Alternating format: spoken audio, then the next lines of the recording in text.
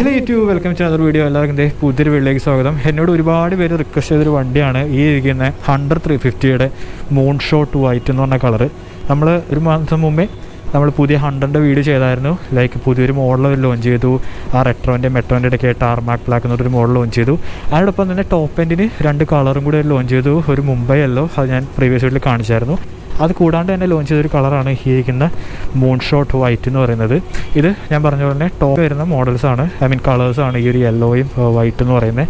വേറെ കളേഴ്സിനൊന്നും മാറ്റമൊന്നുമില്ല, പഴയ കളേഴ്സും കാര്യങ്ങളൊക്കെ ഇപ്പോഴും ഉണ്ട്. ഒരു കളറും ഡിസ്കണ്ടിന്യൂ ചെയ്തിട്ടില്ലെന്നാണ് നിലവിൽ അറിയാൻ സാധിച്ചത്. പിന്നെ ഞാൻ ഓൾറെഡി പറഞ്ഞ പോലെ തന്നെ അവർ റെട്രോൻ്റെയും മെട്രോൻ്റെ ഇടയ്ക്ക് ഒരു മിഡ് വേരിയൻറ്റും കൂടി ലോഞ്ച് ചെയ്തു. ബേസ് പ്രീമിയം എന്നാണ് അതിനെ പറയുന്നത്. അതിൻ്റെ വീഡിയോ ഞാൻ ചെയ്തിട്ടുണ്ട്. അപ്പോൾ നിങ്ങൾ ഇൻട്രസ്റ്റഡ് ആണെങ്കിൽ ജസ്റ്റ് അതൊന്ന് കണ്ടു നോക്കാം.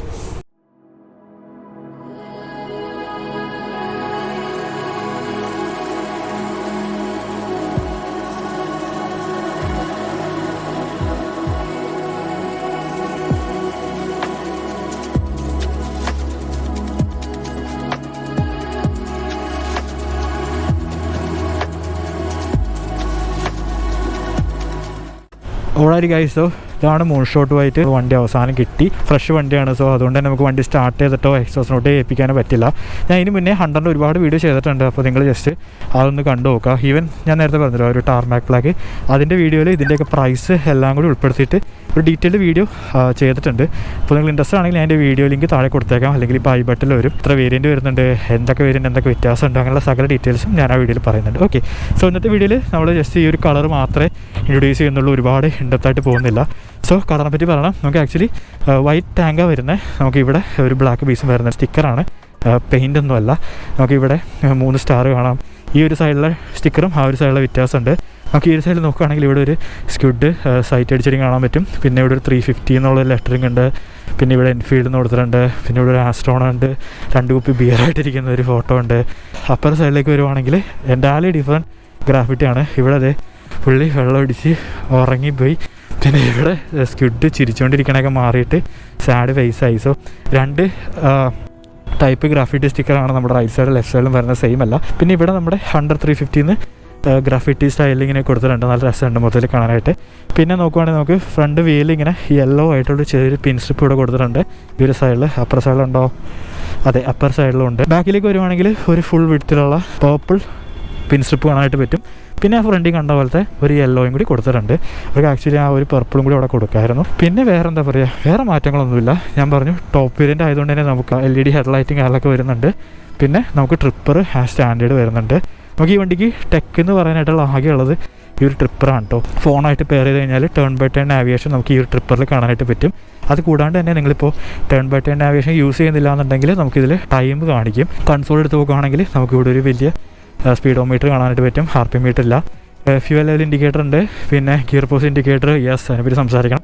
ഇപ്പോഴും റെഡി ആയിട്ടില്ലെന്നാണ് അറിയാൻ സാധിച്ചത്.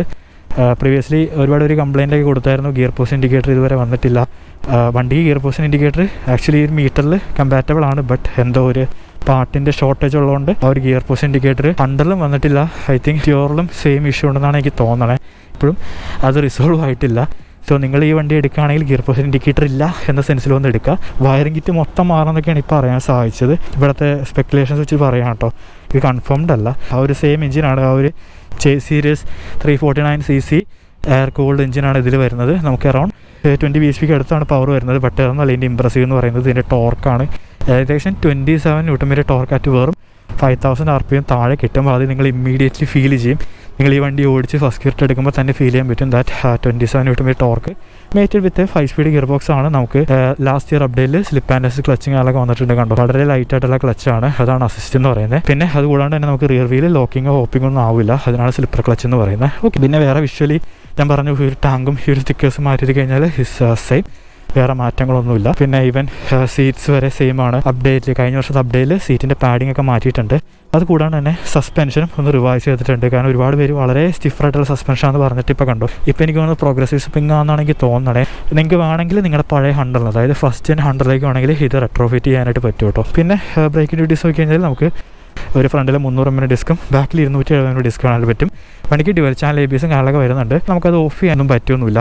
ട്രാക്ഷൻ കൺട്രോളോ അങ്ങനത്തെ കാര്യങ്ങളൊന്നുമില്ല. ഞാൻ പറഞ്ഞു ഈ വണ്ടിക്ക് ആകെ ടെക്ക് എന്ന് പറയാനുള്ളത് മെക്കാനിക്കലി വണ്ടിക്ക് സ്ലിപ്പർ ക്ലച്ച് വരുന്നുണ്ട്, പിന്നെ ഇവിടെ ഇലക്ട്രോണിക്കലി നമുക്കിവിടെ ഒരു ടേൺ ബൈ ടേൺ ആവിയേഷൻ വരുന്നുണ്ട്.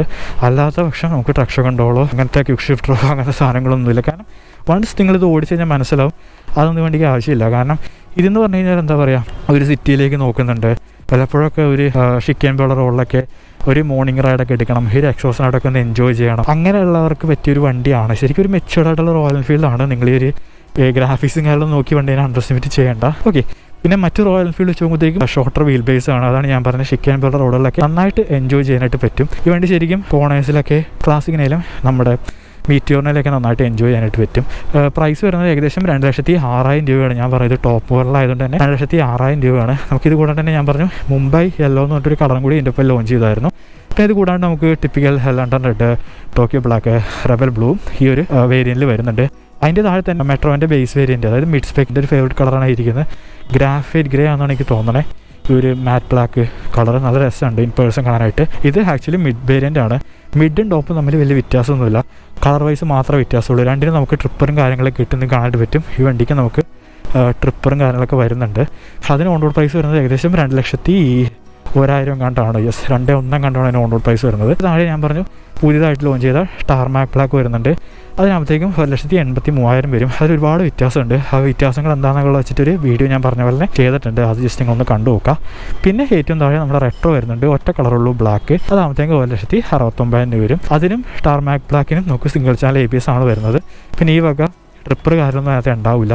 പിന്നെ ഹാലജൻ ഹെഡ്ലൈറ്റ് ആയിരിക്കും ആ രണ്ട് മോഡലുകൾക്ക് വരുന്നത്. ഓക്കെ, വളരെ സീറ്റായിട്ട് പറഞ്ഞ വണ്ടിയാണ്. വെറും 790 mm മാത്രമേ വണ്ടിക്ക് സീറ്റായിട്ട് വരുന്നുള്ളൂ. അത് കൂടാണ്ട് തന്നെ നമുക്ക് ഏകദേശം 180 കിലോളം വെയിറ്റ് വരുന്നുണ്ട്. ബട്ട് വെയിറ്റ് അധികം ഫീൽ ചെയ്യില്ല, കാരണം വീൽ ബേസ് വളരെ ഷോർട്ട് ആയതുകൊണ്ട് തന്നെ വളരെ ഈവനായിട്ട് തന്നെയാണ് നമുക്ക് വെയിറ്റ് ഫീൽ ചെയ്യുന്നത്. ഇതാണ് ഞാൻ കയറിയിട്ടുള്ള അവസ്ഥ, കാണാലോ ഫ്ലാറ്റ് ഫുട്ടാണ്. പിന്നെ ഈ ഒരു ഭാഗം വരുമ്പോഴത്തേക്കും കുറച്ചൊന്ന് സ്ലിമ്മർ ആവുന്നുണ്ട്. പിന്നെ റൈഡിങ് എറഗണോമിക്സ് നോക്കുവാണെങ്കിൽ ഹാൻഡിൽ കുറച്ച് നമ്മുടെ അടുത്തേക്കാണ് ഫേസ് ചെയ്തിരിക്കുന്നത്. ഒരുപാട് വൈഡ് അല്ല കേട്ടോ ഹാൻഡിൽ എന്ന് പറയുന്നത്, കുറച്ച് ഷോർട്ടറാണ്. റൈഡിങ് എറഗണോമിക്സ് നോക്കുവാണെങ്കിൽ കണ്ടോ കുറച്ചൊന്ന് ചെറിയൊരു ലീൻ ഫ്രണ്ടിലേക്ക് ഉണ്ട്. ഒരു ടിപ്പിക്കൽ റോയൽ എൻഫീൽഡ് പോലെ വളരെ അപ്രൈറ്റ് ആയിട്ടല്ല ഇരിക്കുന്നത്, നിങ്ങൾക്ക് കാണാനായിട്ട് പറ്റും. പൊടിക്ക് ഫ്രണ്ടിലായിട്ടുണ്ട്. ഫുഡ് പെക്സ് നേരെ താഴെയാണ്, ഇരിക്കുന്നതിന് നേരെ താഴെയാണ്. അതുകൊണ്ട് തന്നെ ഒരുപാട് അഗ്രസീവ് ഒന്നുമല്ല. ഇതാണ് മൊത്തത്തിൽ കയറി നിന്നിട്ടുള്ള ഒരു എർഗണോമിക്സ് എന്ന് പറയുന്നത്. സോ അത്രയൊക്കെ തന്നെയുള്ള വീഡിയോ. കളർ നിങ്ങളൊന്ന് അവതരിപ്പിക്കാമെന്ന് മാത്രമേ ഉദ്ദേശമുള്ളൂ. കാരണം ഞാൻ പറഞ്ഞ പോലെ തന്നെ ഒരുപാട് പേര് എന്നോട് റിക്വസ്റ്റ് ചെയ്തു ഒരു കളർ ചെയ്യുമെന്ന് വെച്ചിട്ട്. സോ എന്തായാലും എൻക്വയറീസ് ഉണ്ടെങ്കിൽ നിങ്ങൾ വൈറ്റിലുള്ള കൈസ മോഡൽസ് ഒന്ന് കോൺടാക്ട് ചെയ്യുക. ഓക്കെ, അപ്പോൾ അടുത്ത വീഡിയോ കാണുന്നവരെ ബൈ, ചിയേഴ്സ്.